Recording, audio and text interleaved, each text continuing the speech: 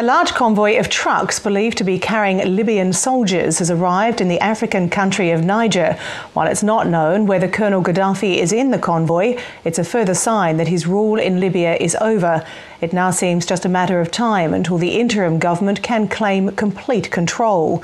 Negotiators are currently attempting to achieve the peaceful surrender of the few remaining towns which are still holding out.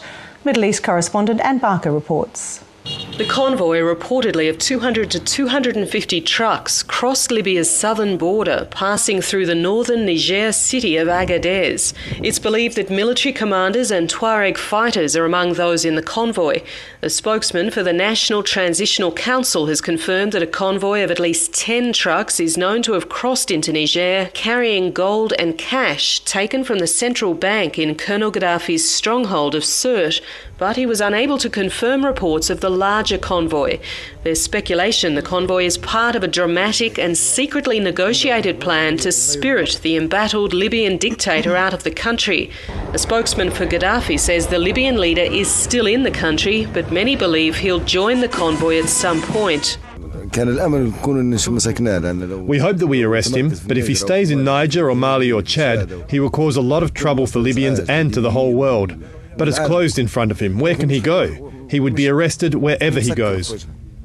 The convoy is now believed to be moving on to Burkina Faso, a country which has previously offered sanctuary to Colonel Gaddafi.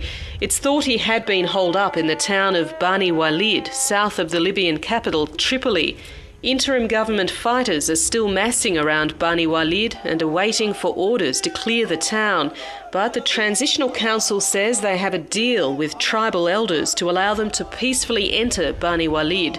If it proves to be true, it'll be a relief for the fighters, but there's still some scepticism. A meeting could happen this morning with the tribal leaders to convince the Gaddafi brigades to put down their weapons and enter the town peacefully. But the tribe leaders and the people are all with the revolution, and we are worried for them with the snipers. There is preliminary agreement, but we don't trust it. With the interim government now in control of Tripoli, details about the old regime are coming to light, particularly details of its dealings with the West. Official documents discovered by the BBC in an abandoned Tripoli office show that both Britain and the United States worked closely with Colonel Gaddafi's regime right up until the uprising began in February. Among the information in the documents, that British security services illegally assisted in sending terror suspects to Libya, where they were tortured. Among them in 2004 was Abdel Hakim Belhaj, now the military commander in Tripoli for the interim government.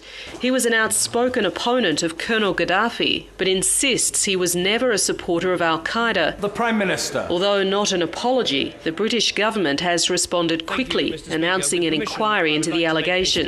We've asked the retired Judge Sir Peter Gibson to examine issues around the detention and treatment of terrorist suspects overseas, and this inquiry has already said it will look at these latest accusations very carefully. However, Mr Cameron also warned that people should remember the circumstances at the time, at the height of the so-called war on terror, and shouldn't rush to judgment.